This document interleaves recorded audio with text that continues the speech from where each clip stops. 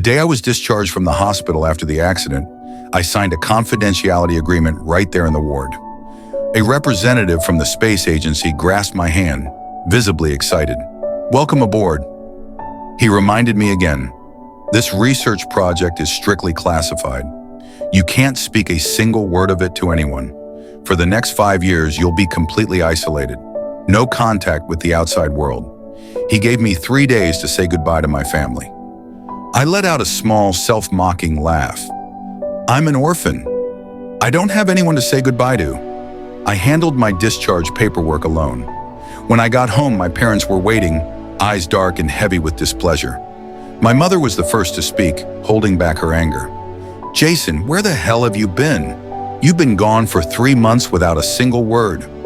Carson waited half the night for you, just to celebrate the dog's birthday with you. Do you know how disappointed he was?" My father's voice was colder, stripped of any warmth. "He's gotten too bold, hasn't he?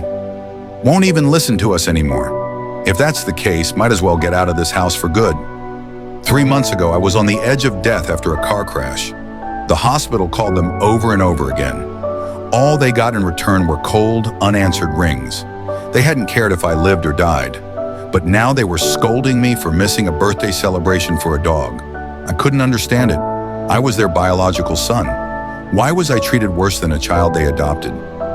I didn't want to argue, not with only a few days left. I kept my voice even. "I didn't see it. I was busy." My father slammed his hand against the table, ready to explode.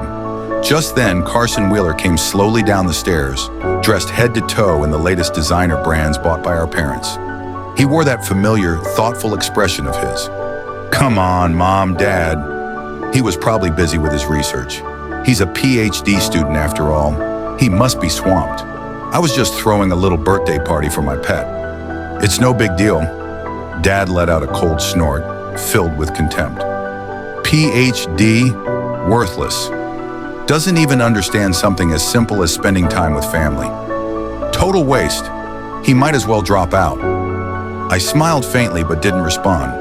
The truth was, I hadn't made it home after the accident because Carson had asked one of his buddies to run me over outside the university gates.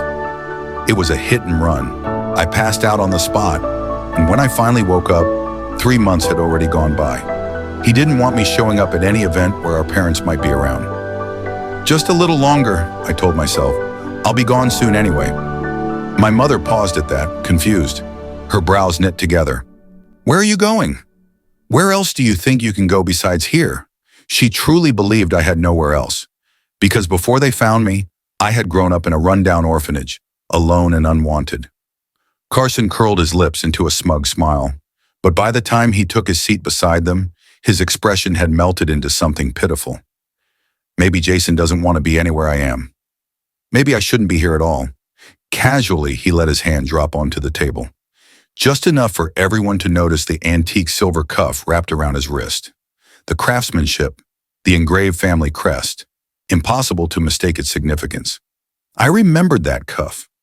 Back when I was a kid, before I went missing, Dad once said to me, "Jason, this heirloom belongs to the next head of the family. When you're ready, it'll be yours." Now it sat snug around Carson's wrist,